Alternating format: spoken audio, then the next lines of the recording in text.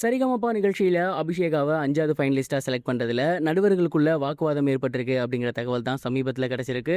என்ன நடந்திருக்கு அப்படிங்கிறத தான் இந்த ஒரு வீடியோல நம்ம பார்க்க போறோம். சரிகமபா லிட்டில் சாம்ப் சீசன் 5யோட 5வது ஃபைனலிஸ்ட் யாரு அப்படிங்கிற மிகப்பெரிய ஒரு கேள்வி நம்ம எல்லாருக்குமே இருந்து வந்துட்டு இருக்கு.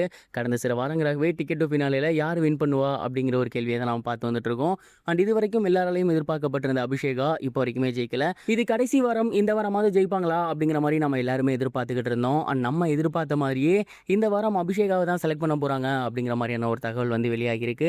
அண்ட் இதற்கு மிக முக்கிய காரணம் என்ன அப்படின்னா 2 காரணம்.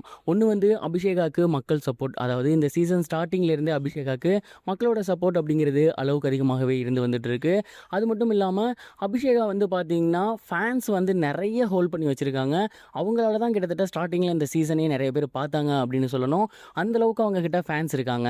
அபிஷேகா 4 வாரம் செலக்ட் ஆகாமல் இருக்கும் போதே நிறைய ஃபேன்ஸ் வந்து சோசியல் மீடியாவில் கேள்வி எழுப்ப ஆரம்பிச்சிட்டாங்க. எதனால் அப்படி பண்ணுறீங்க, என்ன ஆச்சு, அபிஷேகாவை ஒழுங்காக செலக்ட் பண்ணுங்க அப்படிங்கிற மாதிரி கேள்வி கேட்க ஆரம்பிச்சிட்டாங்க. இதுதான் முதல் காரணம். 2வது காரணம் எடுத்துக்கிட்டால் இது வரைக்கும் நல்லா பாடக்கூடிய எல்லா பேருமே வந்து செலக்ட் ஆகிட்டாங்க. இதுக்கப்புறம் இருக்கக்கூடியவங்க அப்படின்னா அபிஷேகா, சுமன்ராஜ், மோக்ஷிதா, ஸ்ரேயா இவங்களாம் தான் இருக்காங்க. இவங்களெல்லாம் கம்பேர் பண்ணும்போது கண்டிப்பாக அபிஷேகா அவர்கள் பார்த்திங்கன்னா ரொம்பவே சூப்பராக பாடுவாங்க அப்படிங்கிறதுல எந்த ஒரு சந்தேகமே கிடையாது. அதனால் ஜட்ஜஸ் இந்த முறை என்ன முடிவு எடுத்திருக்காங்க அப்படின்னா இந்த வாரம் வந்து கண்டிப்பாக அபிஷேகாவை தான் செலக்ட் பண்ணணும். ஏன்னா ஏற்கனவே வெளியில் நிறைய பேர் வந்து கேள்வி கேட்க ஆரம்பிச்சிட்டாங்க. அபிஷேகாவை செலக்ட் பண்ணலாம்னா கண்டிப்பாக பிரச்சனை ஆகிடும். ஸோ அபிஷேகாவை செலக்ட் பண்ணலாம் அப்படிங்கிற மாதிரி ஜட்ஜஸ் முடிவு எடுத்திருக்காங்க.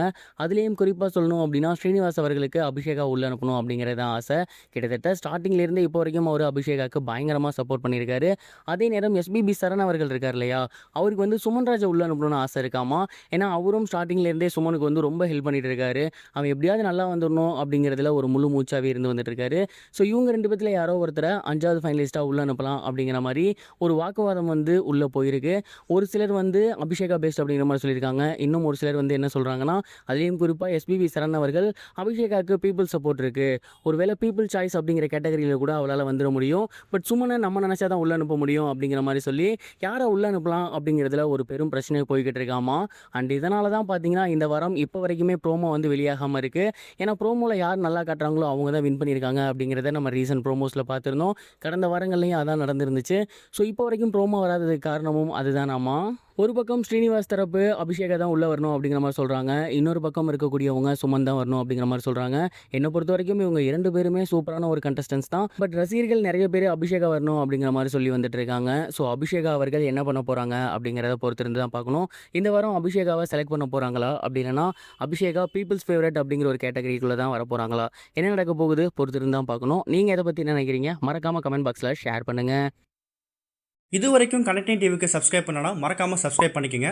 உடனடி அப்டேட்ஸ் பெறுவதற்கு நோட்டிஃபிகேஷன் பெல்லையும் கிளிக் பண்ணிக்கங்க.